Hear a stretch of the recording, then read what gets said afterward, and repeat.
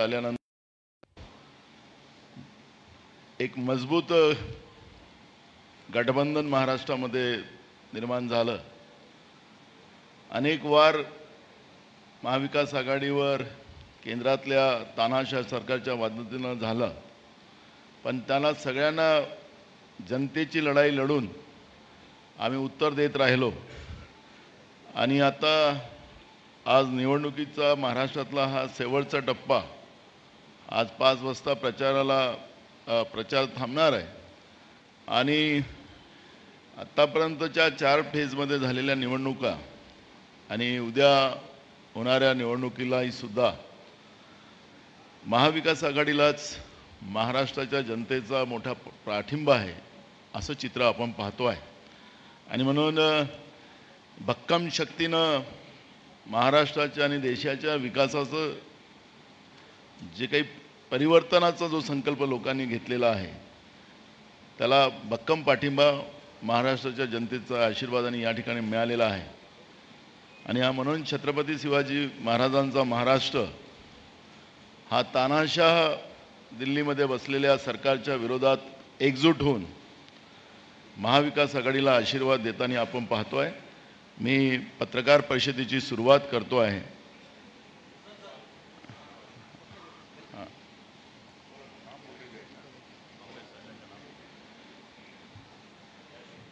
आदरणीय संजय राऊतजी मल्लिकार्जुन खरगे साहेबांचं पुष्पगुच्छ देऊन त्यांचं स्वागत करतील।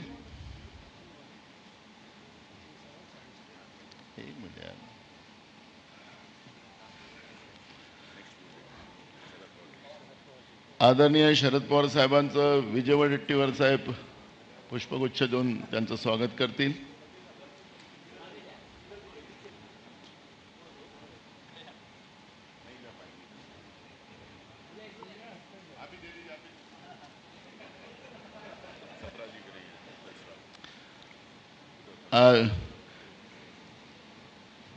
चरण सिंग सप्राजी आदरणीय उद्धव ठाकरे साहेबांचं स्वागत करतील।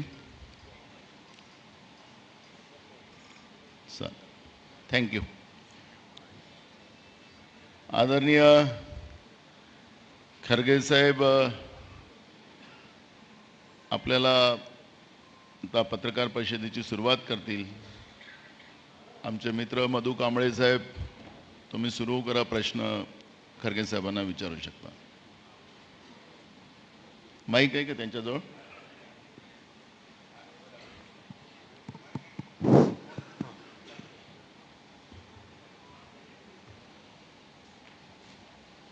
शरद पवार जी, उद्धव ठाकरे जी, नाना पटोले जी, संजय राउत जी और तमाम हमारे इस मंच पे बैठे हुए सभी लीडर्स और मेरे पत्रकार बंधु और सारे साथियों, आप सबको मेरा नमस्कार। हम सभी जानते हैं कि महाराष्ट्र की गैर कानूनी महायुति सरकार का धोखा, विश्वासघात और साजिश के आधार पर बनाई गई और इसका समर्थन खुद प्राइम मिनिस्टर कर रहे हैं और उनकी रैलीज भी महाराष्ट्र में बहुत हो रही है। और वो कहीं भी जाते हैं तो लोगों के बीच में दरार पैदा करने की कोशिश करते हैं और हमेशा समाज को तोड़ने की बात करते हैं। तो ये जो देश के लिए उन्होंने एक गलत तरीके से अपना विचार रख के लोगों को जो भड़काने का काम कर रहे हैं, शायद कोई प्राइम मिनिस्टर ऐसा भड़काने का काम नहीं किया होगा। मैं भी 53 साल से पॉलिटिक्स में हूँ एमएलए बन के और एमपी राज्यसभा बन के मेरे भी 53 साल हो गए। ऑफ कोर्स हमारे शरद पवार साहब हमसे भी 5 साल आगे हैं, क्योंकि वो पहले से ही राजकारण में आए और उन्होंने अपनी ताकत भी रखी महाराष्ट्र में। साथ ही साथ उद्धव ठाकरे जी भी जब आए तब से वो भी पॉलिटिक्स में टिक के रहे हैं। तो मेरा एक ही कहना है कि ये जो विश्वासघात की पॉलिटिक्स चल रही है और मोदी सरकार ने संविधान संस्थाओं का दुरुपयोग कर रही है, धमकी, ब्लैकमेल और लालच से विपक्ष दलों में फूट डालकर उन्हें तोड़फोड़ किया जा रहा है। ऊपर से अन्याय ये हुआ है कि जो असली दल है उनसे उनका पार्टी सिंबल छीनकर भाजपा को समर्थन करने वाले दलों को दिया गया। यानी आप बोलेंगे तो ये कोर्ट का फैसला है, सीईसी का फैसला है। सब चीजें मोदी जी के इशारे पे चलते हैं, इसमें कोई दो राय नहीं है। वो जो कहते हैं वही होता है, लेकिन इस बार इलेक्शन में वो नहीं होगा। ये जनता की लड़ाई, खुद जनता लड़ रही है उनके खिलाफ, और इस लड़ाई में जनता जीतेगी। और इनके जो कारनामे हैं उसके ऊपर अभी लोग बहुत नाराज हैं, और यहाँ तक कि डेमोक्रेसी की बात बार बार वो करते हैं, लेकिन डेमोक्रेसी के तहत नहीं चलते। मैं सुना यहाँ पर कॉरपोरेशन के इलेक्शन भी 2 साल से नहीं हुए। यही डेमोक्रेसी है मोदी जी की। तो ऐसे कई चीज उन्होंने यहाँ पर महाराष्ट्र में नहीं, हर जगह ये काम किए हैं। और उनकी तोड़फोड़ नीति सिर्फ महाराष्ट्र तक की नहीं, पहले उसका वार हुआ कर्नाटक पर, उससे पहले वार हुआ मणिपुर में, गोवा में, और हमारे मध्य प्रदेश में, हर जगह। वो गुजरात में भी वैसा ही कर दिए। हालांकि उनको हमको बहुत मार्जिनल फर्क था, लेकिन वहाँ भी तोड़फोड़ करके अपना काम उन्होंने कर लिया। तो ये उनकी एक नीति है। तो उसके खिलाफ हम लोग, गठबंधन के लोग लड़ रहे हैं मजबूती के साथ। और महाराष्ट्र में तो बहुत ही मजबूत है। मैं समझता हूँ 48 में सीट, यहाँ पर 48 सीट में कम से कम हमको 46 तक मिलेंगे, ऐसी एक हवा है। और जनता खुद बोल रही है। इस बार मैं ये नहीं कहूँगा कि वो 0 पे रहेंगे, कुछ ना कुछ उनको मिलेगा जो बागी लोग हैं।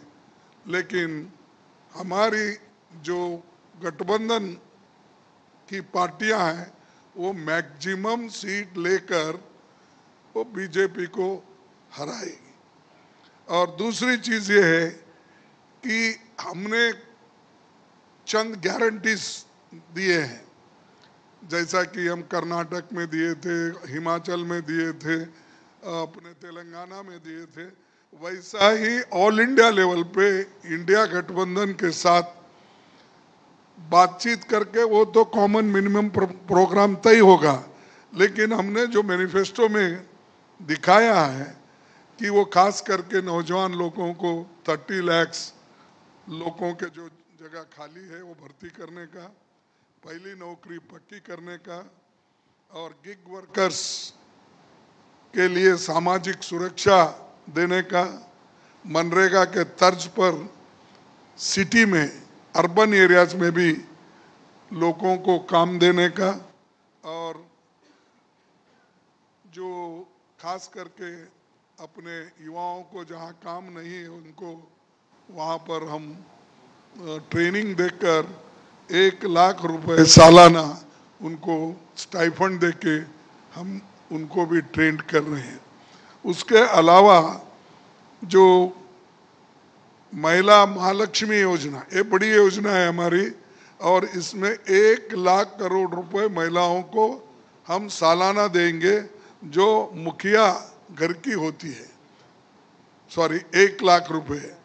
तो उसी तरह 25 लाख का स्वास्थ्य बीमा हम देंगे, छात्रों का स्टूडेंट लोन भी माफ करेंगे, किसानों पर जीएसटी पूरी तरह हटा दिया जाएगा, क्योंकि फर्टिलाइज़र पे, ट्रैक्टर पे, जो भी किसानों के इक्विपमेंट्स है उस पे हम जीएसटी पूरा हटा देंगे फर्टिलाइज़र पे। और आखिरी में मैं ये कहना चाहता हूँ कि सबसे महत्वपूर्ण घोषणा, ये तो आर्थिक राजधानी है हमारे देश की, यहाँ रिजर्व बैंक भी यही है, सब कुछ यहाँ से निकलता है, लेकिन मोदी जी आने के बाद ऐसे शहर को भी उन्होंने निगलेक्ट किया। और बड़े बड़े जो भी है, मैं समझता हूँ एक बुलेट ट्रेन एक आया होगा, आया क्या? चाललंय पण ते लवकर येणार नाही ते, कारण 10 वर्ष झालंय, पहिल्या वर्षीच त्यांनी केला होता अनाउन्स, आता पण तो आता तिसरं काय चौथं काय त्याला काय मिळणार नाही। पण वो बुलेट ट्रेन की भी बात की है, वो भी नहीं हुआ। अनएम्प्लॉयमेंट तो इतना बढ़ गया, महंगाई इतनी बढ़ गई, सब चीजें, तो इन्होंने जो कुछ कहा वो कर नहीं सके।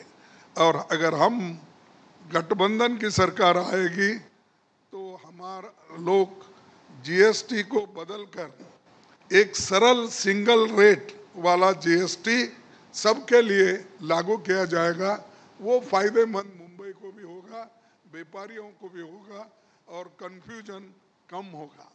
ये हमारी जो मंशा है और ये जो हमने तैयार किया है लोगों के लिए, तो ये हम हमारे आगे आने वाले चुनाव के बाद लागू करेंगे। और मैं ये कहूँगा कि खास करके आज गठबंधन के तरफ सभी लोग देख रहे हैं, और गठबंधन पार्टी के लोग इस बार अपनी सत्ता जमाएंगे, और बीजेपी को कुछ नहीं मिलने वाला है, क्योंकि वो बहुत कुछ बोल रहे हैं। कल तो बहुत भाषण किए उन्होंने, और बहुत से गालियां भी अपोजिशन को उन्होंने दी। तो हर वक्त हमको देशद्रोही बनाते हैं, वो देशभक्त बनते हैं। और दूसरी एक है कि जो मोदी ने हमेशा बोल रहे हैं कि 5 kg राइस मैं फ्री 80 करोड़ लोगों को दे रहा हूँ, तो हम उसको डबल करेंगे आने के बाद। और खासकर जो गरीब लोग, क्योंकि मैं उड़ीसा गया था, तो उसी वक्त उड़ीसा और दूसरे जगह जाने के बाद मैं देखा कि ये मिल के हम करेंगे, हम मिनिमम कॉमन प्रोग्राम में भी इसको लाएंगे। और इस बार 5 के बजाय 10 kg हम लोगों को देंगे। ये तो फूड सिक्योरिटी एक्ट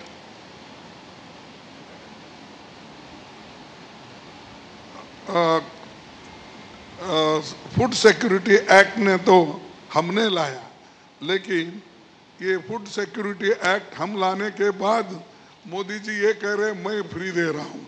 अरे ये तो एक्ट है बनाया हुआ, इसको तो आप निगलेक्ट नहीं कर सकते।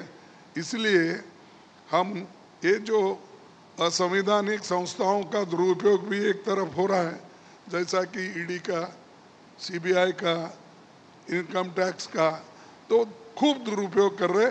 इसीलिए संविधान को बचाने के लिए और गुड गवर्नेंस के लिए ये ज़रूरी है कि हम लोग मिलके इसको करना है।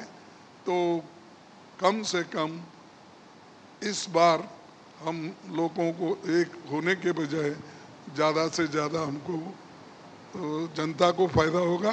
और हम ये करके रहेंगे। और ये जो गलत तरीके से वो सबको धमका रहे, ईडी का, सीबीआई, उसका, ये धमकी अब आगे नहीं चलेगी जब गठबंधन की सरकार आएगी। और जो कुछ भी हो रहा है उसके बारे में और भी हमारे नेतागण बोलेंगे। बस मैं इतना कह के अपनी बात को समाप्त करता हूँ। अगर आपके कोई क्वेश्चन है बाद में लूँगा, हमारे नेता लोग बोलने के बाद। आदरणीय शरद पवार साहेब।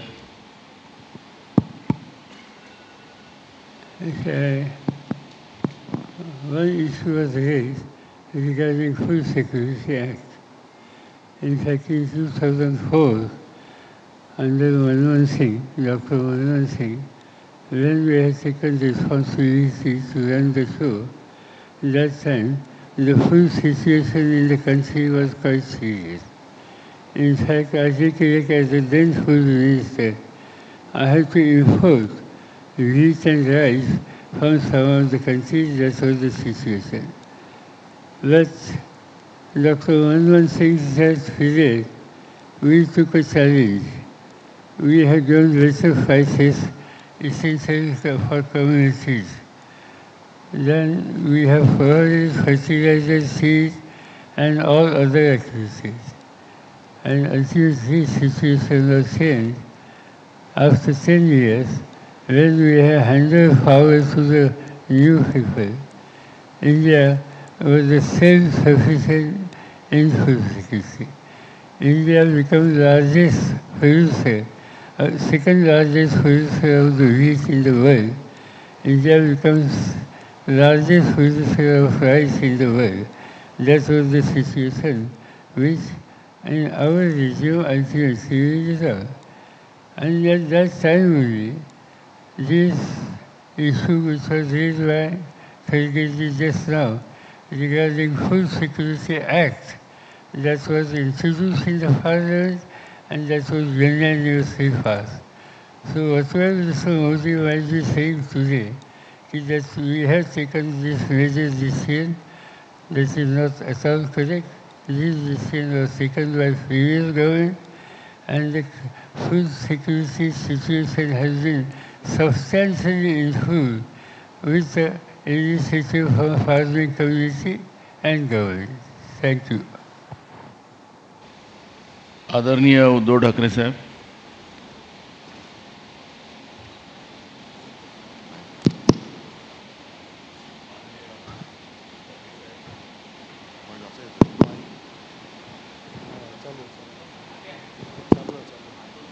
तो ना आवाज हाँ येतो। माननीय खरगे साहेब, माननीय पवार साहेब, व्यासपीठावरील सर्व मान्यवर आणि उपस्थित पत्रकार बांधवांनो, भगिनींनो, 4 जूनला आपल्या देशातलं जुमला पर्व संपतं आहे आणि 14 साली जे मोदीजी म्हणालेले त्या आजची दिनाची सुरुवात येत्या 4 जूनपासून होईल, कारण इंडिया आघाडीचं सरकार या देशामध्ये येते। जवळपास सर्व प्रचाराचे मुद्दे म्हणजे जनतेच्या जीवन मरणाचे प्रश्न, हे सगळे अख्ख्या देशामध्ये चर्चिले गेलेले आहेत।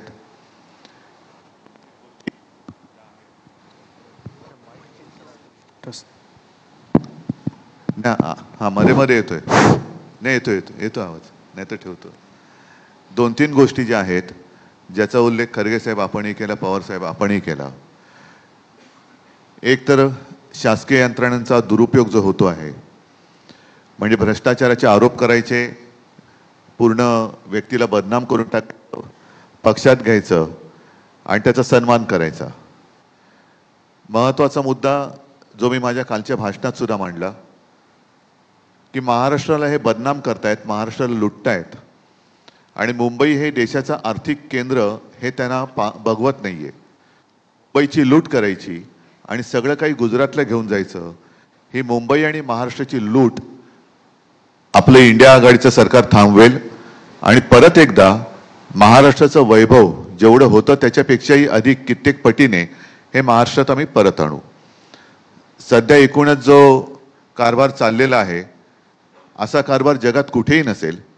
एका घटनाबाह्य सरकारच्या प्रचारासाठी आणि त्यांच्या उमेदवारांसाठी, गद्दारांच्या प्रचारासाठी देशाचे पंतप्रधान येत आहेत.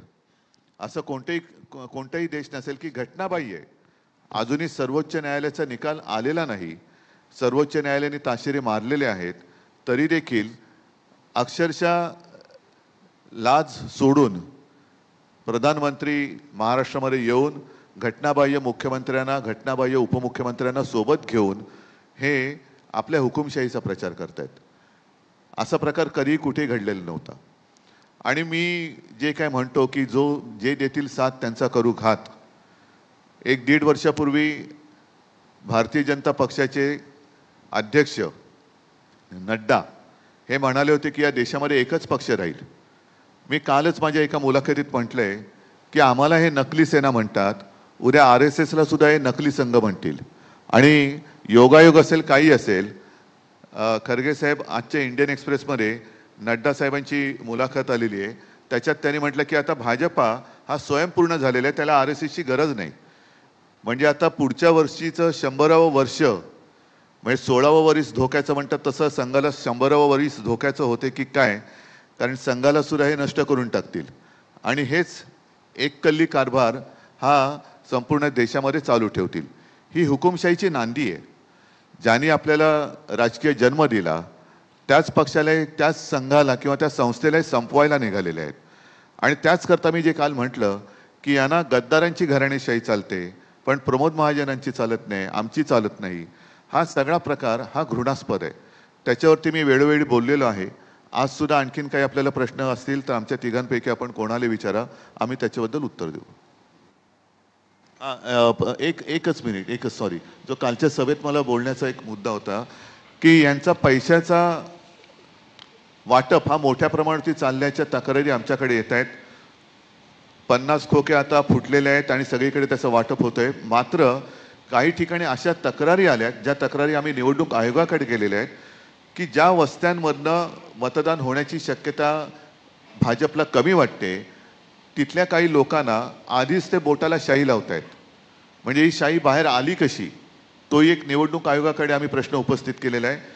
आधीच बोटाला शाई लावली म्हणजे ती व्यक्ती ही मतदान करूच शकणार नाही, एवढ्यापर्यंत यांची मजल गेलेली आहे. तर मी आपल्या माध्यमातून उद्या जिथे जिथे निवडणुका होणार सर्व निवडणूक यंत्रणेला आणि आमच्या तिन्ही पक्षांच्या कार्यकर्त्यांना सतर्क राहण्याच्या सूचना देत आहे की असा कुठे जर का गैरप्रकार आढळला तर त्या पोलिसांच्या ताब्यात द्या.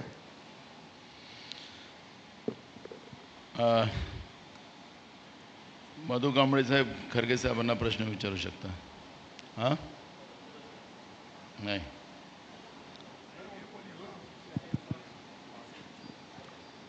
विनय देशपांडे साहेब यांना ठाकरे साहेबांना विचारा तुम्ही प्रश्न.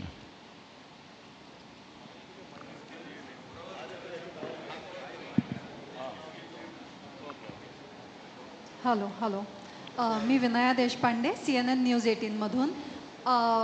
मला तुम्हाला विचारायचं आहे, गेले काही दिवस तुम्हाला उद्धव ठाकरेजी गेले काही दिवस सतत भाजपाकडून पाकिस्तानचा उल्लेख केला जातोय. पाकिस्तानला सतत या इलेक्शनमध्ये आणलं जात आहे. थोडक्यात कालही जेव्हा मोदीजी आले तेव्हा म्हटले की पाकिस्तानमधून ट्विट्स होत आहेत राहुल गांधींच्या सपोर्टमध्ये, किंवा तुमच्या रॅलीजमध्ये पाकिस्तानचे झेंडे फडकवले जात आहेत आणि पाकिस्तानात जल्लोष होईल.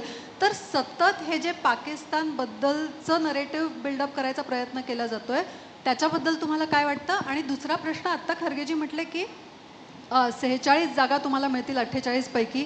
मी थोडं करेक्शन करतो, मी तर म्हणतो 48चे 48 मिळतील. बरं, तुम्ही म्हणताय की 48चे 48 मिळतील, पण ह्या निवडणुकीच्या निकालांचा इम्पॅक्ट फक्त राष्ट्रीय लेवलवर नाही आहे. महाराष्ट्र देशातलं दुसरं मोठं राज्य आहे आणि त्याचा इम्पॅक्ट देशावरही पडतो. मुख्यत्वे महाराष्ट्रात इलेक्शन्स आता ह्याच्यानंतर होत आहेत. ह्या रिझल्ट्सचा इम्पॅक्ट महाराष्ट्रात कसा होईल? तुमची युती ह्यानंतरही महाराष्ट्राची निवडणूकही अशीच लढेल का? थँक्यू. पहिल्या प्रथम पाकिस्तानच्या प्रश्नाला उत्तर देतो. मनी वसे ते स्वप्नी दिसे, त्याच्यामुळे भाजपच्या मनामध्ये पाकिस्तान आहे. मोदींना सुद्धा अजूनही नवाज शरीफच्या केकची आठवण येतेच, कारण त्या केकची चव काही न्यारीच असावी म्हणून त्यांना सातत्याने पाकिस्तान आठवतो आहे. मी काल जे म्हटलं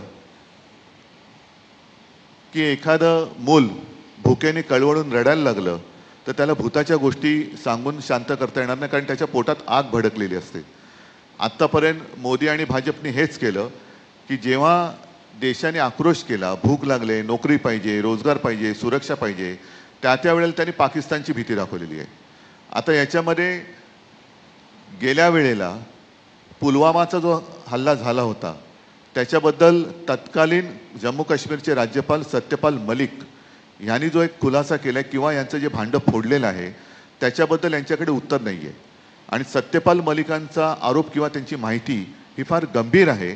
केवळ आणि केवळ निवडणूक जिंकण्यासाठी भाजपने तो हल्ला घडवून आणला होता का, असा त्याचा दुसरा अर्थ निघू शकतो. आता पाकिस्तानचा झेंडा हा मी तरी कधी बघितलेला नाही आणि तो भारतीय जनता पक्षाला माहिती असेल म्हणून त्यांना तो दिसला असू शकतो, पण हे कुभांड रचायचं. आणि त्याच्यासाठी मी काल एक ती संपत सर यांची कविता एक त्यातल्या 4 ओळी ऐकवल्या, ज्याचा अर्थ असा आहे की मूलभूत जे प्रश्न आहेत तिथून भरकवटण्यासाठी हे असे काहीतरी नरेटिव्ह सेट करण्याची त्यांची एक कल्पना असते, पण आता ती चालणार नाही आहे. कारण देश म्हणतो की पाकिस्तान मग तुम्ही आत्तापर्यंत केलंत काय, 10 वर्ष त्यांना धडा शिकवणार होता, अजूनही पाकव्याप्त काश्मीर आलेलाच नाही आहे. मात्र चीन घुसायला लागलेलं आहे. चीन लेह लडाखमध्ये घुसतोय. तिथे सोनम वांगचुक हे उपोषणाला बसलेले, त्यांच्याकडे मोदी नाही गेले ना शहा गेले. अरुणाचलमध्ये चीन घुसलेला आहे. चीनने आपल्या तिथल्या गावांची नावं बदललेली आहेत, तरी देखील हे निर्लज्जपणाने म्हणतायत की नाव बदललं तरी काय झालं. म्हणजे यांना कशातच काही पडलेलं नाही आहे, फक्त तोडाफोडा आणि राज्य करा याच्यावरती त्यांचा भर आहे. आणि आपण जो प्रश्न विचारला की पुढची विधानसभा निवडणूक अशीच होईल का, अशी नाही होणार, कारण तेव्हा आमचं सरकार केंद्रात आलेलं असेल. त्याच्यामुळे अधिक ताकदीने आम्ही ती लढणार आणि आम्ही ती जिंकणार. माझा प्रश्न उद्धवजींसाठी आहे. मी संदीप एक मिनिट दिनेश मौर्य.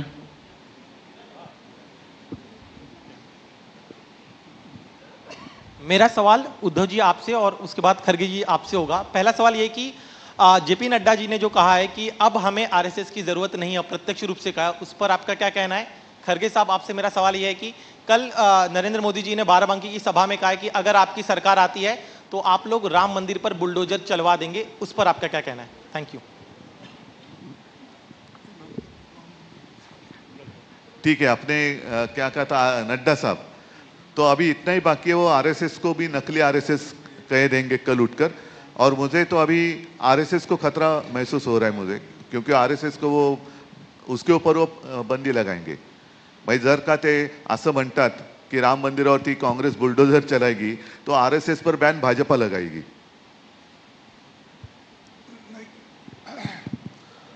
ठाकरे साहब ने अब आपको स्पष्ट किया, बुलडोजर उनकी गवर्नमेंट है.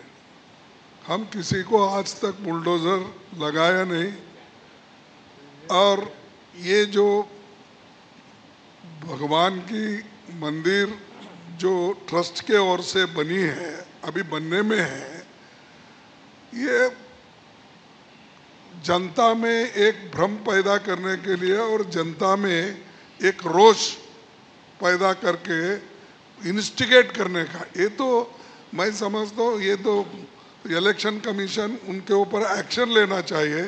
जो इंस्टिगेटिव स्पीचेस करते हैं तो उनके खिलाफ तो कार्रवाई होनी चाहिए. खुद प्राइम मिनिस्टर कर रहे. अगर कोई छोटा मोटा नेता करता तो हम मानेंगे, ये बुलडोजर लगाएंगे, वो लगाएंगे.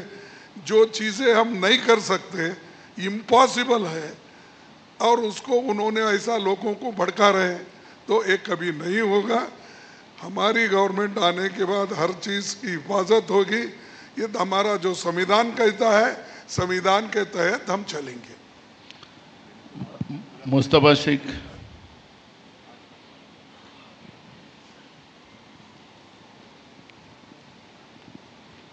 सर प्रश्न इस तरह है कि पीएम मोदी हर चीज़ में क्लैरिटी रखते हैं, लेकिन मुस्लिम वोट के मुद्दे पे कहीं ना कहीं क्लैरिटी नहीं है. इंटरव्यू में एक बात है और स्पीचेज में दूसरी बात निकल के आ रही है. ऐसा आपको क्यों लगता है?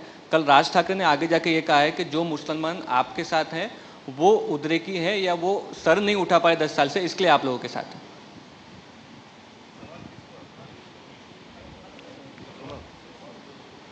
उद्धव जी.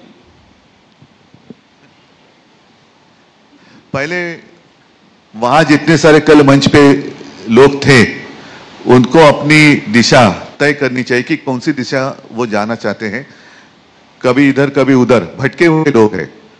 जब वो कहते हैं कि पवार साहब की उन्होंने आलोचना की थी भटकती हुई आत्मा, ये तो आत्मा है या नहीं पता नहीं, संवेदना नहीं है उनमें और सिर्फ उनके भटक रहे हैं, कुछ भी कहते जा रहे, कुछ भी बकते जा रहे हैं। और सिर्फ मुसलमानों के बारे में नहीं, मोदी जी ने मेरे बारे में ही कहा है, मुझे भी उन्होंने नकली संतान कहा है। तो क्या जो उनके अगल बगल में सारे लोग बैठे थे उनको उनका ये सब, ज्याला मराठीत अकलेचे तारे म्हणतात, पण मी म्हणणार नाही कारण तारे दाखवायला सुद्धा अक्कल असावी लागते, त्यांना अक्कल नाही आहे कारण ते मला नकली म्हणतात, पण मी त्यांना बेअक्कली म्हणतोय। तो उनको ये मंजूर है, कुछ भी बकते जा रहे। और जैसे वो जो कह रहे हैं कि इंडिया आघाड़ी की सरकार आएगी तो कांग्रेस राम मंदिर पर बुलडोजर चलाएगी, ये होगा नहीं। पहले तो हमारी सरकार राम मंदिर का काम पूरा करेगी, जो उन्होंने आधा अधूरा किया है वो तो पूरा करेगी। अन्य गुप्ता, जहाँ तक राम मंदिर बुलडोजर की बात हुई, हम ये कहना चाहते हैं कि इस देश में जितने जितने रिलीजियस इंस्टीट्यूशंस है, चाहे हिंदू के हो, चाहे मुस्लिम के हो, चाहे ईसाई को हो, चाहे सिखों को, इनकी इज्जत रखना हमारा फर्ज रहेगा।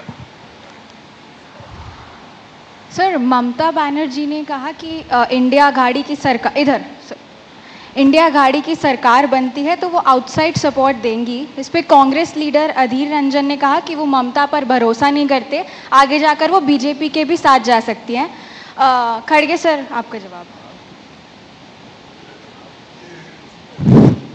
अब ममता जी, पहले तो उन्होंने ये कहा कि हम बाहर से सपोर्ट करते हैं, ये पहले से भी हुआ, बहुत से पार्टियां बाहर से सपोर्ट करते आते हैं। जैसा कि यूपीए गवर्नमेंट था पहले तो 2004 में, तो बाहर से सपोर्ट कर रहे थे कम्युनिस्ट। अब उन्होंने ये कहा है, लेकिन रिसेंटली और एक स्टेटमेंट उनका आया है कि अगर सरकार बनती है तो सरकार में हम शामिल हो जाएंगे। तो नेचुरली वो गठबंधन के साथ है, ये स्पष्ट है। अब रही बात अधीर रंजन चौधरी की, अधीर रंजन चौधरी निर्णय लेने वाले नहीं, निर्णय लेने वाले हम हैं, कांग्रेस पार्टी है, हाईकमांड है, इसीलिए वो हम जो निर्णय लेंगे वही सही होगा। सर, क्योंकि वो कांग्रेस लीडर हैं, उनका व्यू अलाइन नहीं हो रहा है पार्टी लाइन के साथ। नो, देखो अलाइन नहीं हो रहा, ये नहीं हो रहा कि मैंने कहा कि हाईकमांड हम हैं, हम जो तय करेंगे फॉलो करें, अगर कोई फॉलो नहीं करता तो वो बाहर जाएगा। एक मिनट संजय, एक मिनट संजय, दीप्ति सिंह। नहीं, वो कुछ कहना चाहते ना, क्या है? संजय को दो। Kharge sahib, till yesterday Mr. Modi was telling that Congress manifesto was nothing but a Muslim League manifesto, and suddenly at the yesterday's meeting he says that, and he finds out it's a Maoist manifesto, and if at all it has to be implemented, the country will go bankrupt. How do you see this? My second question is to Mr. Sharad Pawar. Pawar साहेब, ते कालपासून असं म्हणायला लागलेत, आधीच्याही 3 मीटिंगमध्ये म्हणाले होते की राहुल गांधींनी आता वीर सावरकरांबद्दल बोलायचा, त्यांचा अपमान करण्यासंदर्भात बोलायचं बंद केलंय इलेक्शन पुरतं। या इंडिया ब्लॉक आघाडी आणि शरद पवारांमध्ये धमकी असेल तर त्यांनी सांगावं, लाईफ टाईममध्ये त्यांनी सावरकरांबद्दल काही बोलणार नाही। How do you see this? म्हणजे this is a narrative being set basically again to say that की तुम्ही सगळेजण जे हिंदू, त्यानंतर राम मंदिर असेल किंवा आर्टिकल 370 असेल, याच्या विरोधातून एक नरेटिव्ह सेट करतायत, आम्ही फक्त त्या बाजूनी केलेले आहेत।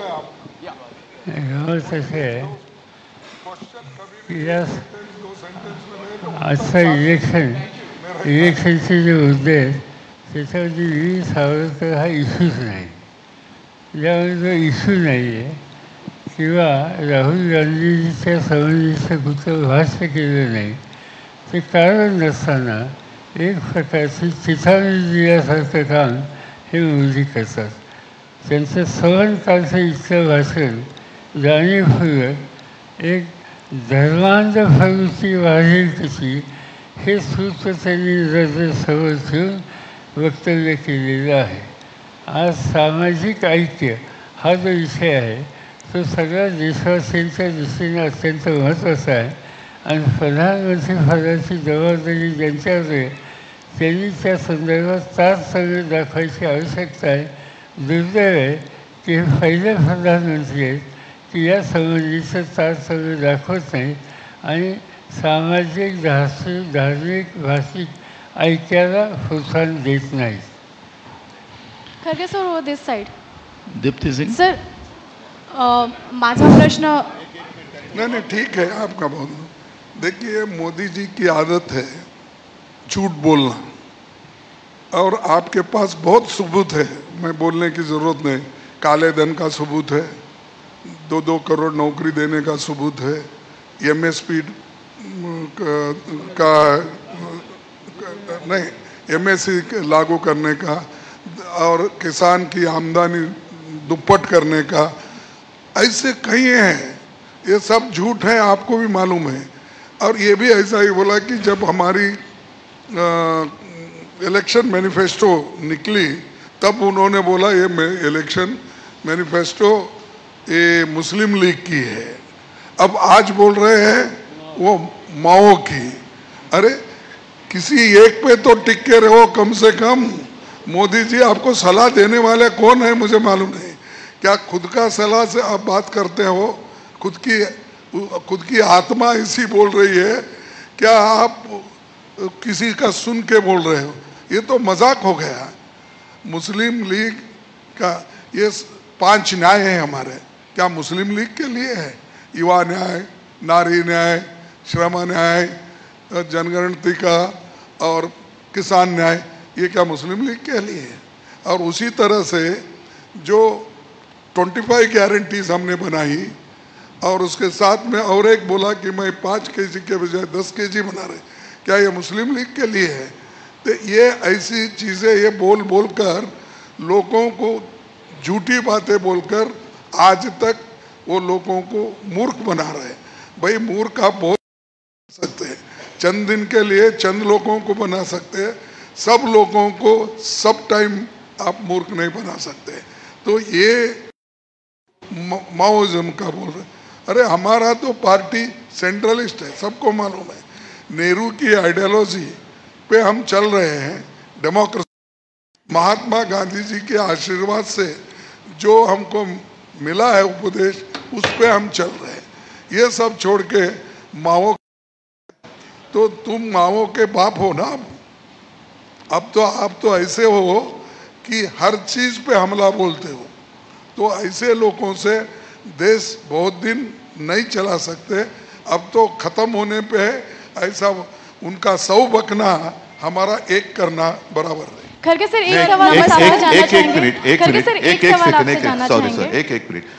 बीच में आपने जो सवाल पूछा था ना, कल किसी ने मंच से कहा था मुसलमान हमारे साथ आ रहे हैं, तो जिन्होंने वो सवाल पूछा तो मोदी जी को कहो, पूछो कि उनको अगर आपने साथ लिया है तो उत्तर भारतीय और जैन लोगों को आप जवाब क्या देंगे?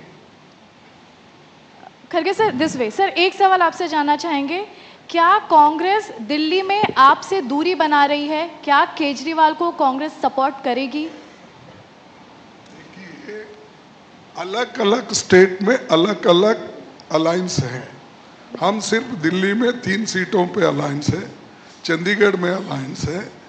बाकी कहाँ पर हमने उनको सीट एडजस्ट करके दिया है, गुजरात और इसमें हरियाणा में, वो हम वहाँ पर काम करेंगे. जहाँ पर हम पंजाब में लड़ रहे हैं एक दूसरे से, लड़ते रहेंगे. ये डेमोक्रेसी है, ये तो ऑटोक्रेसी नहीं है. जहाँ हम जम सकते हैं बराबर, वहाँ एक दूसरे की मदद करके बीजेपी को हराने के लिए जो करना है हम करेंगे. मी थोडंसं माझं please please please please please please please मी फक्त थोडंसं एकदा मला थोडं कॉपरेट करा आपण पण. बोला सर. मी सिंग तुम्ही एकदा प्रश्न विचारा तुमचा.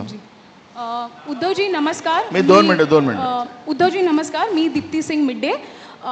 मला हे विचारायचं आहे, at the end of your address आपण म्हणालात की काही काही ठिकाणी असे कंप्लेंट्स आले आहेत की जिथे लोक वोटिंग नाही करत आहेत त्यांच्या हातावर शाही लावून हे करतात. ही मुंबईची एरिया आहेत आणि ह्याच्यावर ऑफिशियल कंप्लेंट झाली आहे का आपल्याकडून? हो, जिथे जिथे आमच्या लक्षात येते. मुंबईमध्ये तसं घडलेलं नाही, पण मुंबईमध्ये घडेल, कारण मुंबईच्या बाहेर जिथे मतदान झालेलं आहे तिथल्या काही तक्रारी आमच्याकडे आलेल्या आहेत. म्हणून आजच मी आपल्या माध्यमातून, म्हणजे चॅनल्स आहेत त्यांच्या माध्यमातून जनतेला सुद्धा सावध करतोय, कारण असं करणं म्हणजे आपलं भविष्य आणि आपला देश विकण्यासारखं आहे. अभिनय देशपांडे सर. राकेश सर, एक मिनिट मला कॉपरेट करा, मग मी तुम्हाला जनरल प्रश्न विचारला देतो. एक मिनिट मला कॉपरेट करा. राकेश. अभिनय, तुम्हारा आवाज मोटा है, थोड़ा बोलो. सर तब तक मैं एक सवाल पूछ लेता हूँ. मेरा सवाल जो है खड़गे जी आपसे है. आरक्षण को लेकर के दो बातें हो गई हैं. एक तो मोदी जी कहते हैं कि धर्म के नाम पे आरक्षण वो कभी होने नहीं देंगे, लेकिन मेरा जो सवाल है वो आम जनता से जुड़ा हुआ है. क्या आपकी सरकार आएगी तो आप सभी जो आरक्षण है वो रद्द करके सिर्फ जो आर्थिक रूप से कमजोर हैं उन्हें आरक्षण देने की आप फेवर में होंगे या नहीं होंगे? आपका आरक्षण पे आपकी सरकार का क्या स्टैंड होगा? देखो, हमने जो संविधान में जो आरक्षण दिया गया है उसके साथ है, और जो वीकर सेक्शंस के लिए, इकोनॉमिकली वीकर सेक्शंस के लिए जो 10% बनाए हैं वो नेचुरली वो वैसा ही रहेगा. और हर चीज़ को हम ये नहीं कहते कि आरक्षण हम दूसरों को देंगे, तीसरों को देंगे. जो ये स्टेट सब्जेक्ट्स हैं, जिस स्टेट से रेकमेंड होकर आते हैं उसको तो इलेक्शन, अपना backward class commission, SC/ST commission, ST commission, ये लोग छानबीन करके भेजते हैं.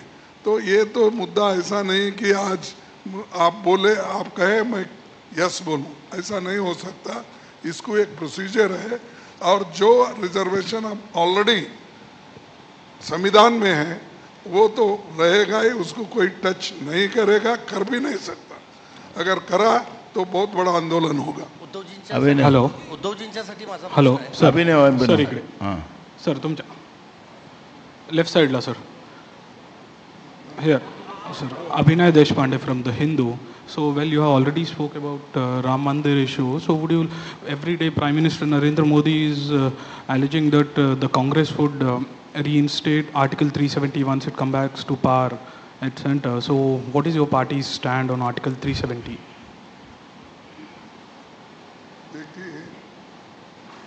Whatever we have promised in our election manifesto, that we will do.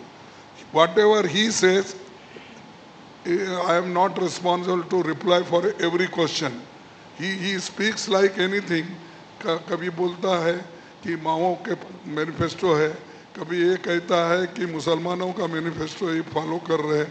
तो ऐसे जो उनके लोगों को भ्रमित करने का काम वो कर रहे हैं, उसमें मैं उस सवाल पे मैं जाना नहीं चाहता. सर एक प्रश्न उद्धव जी से है मेरा. सर एक प्रश्न उद्धव जी से है.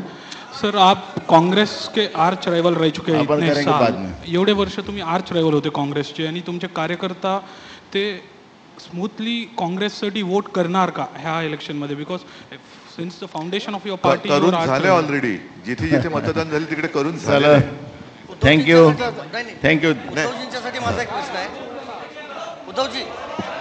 उद्धवजी, तुम्ही इंडिया आघाडीच्या व्यासपीठावर हिंदू शब्द, अरे आता प्रचाराचा आखरी दिवस आहे आज.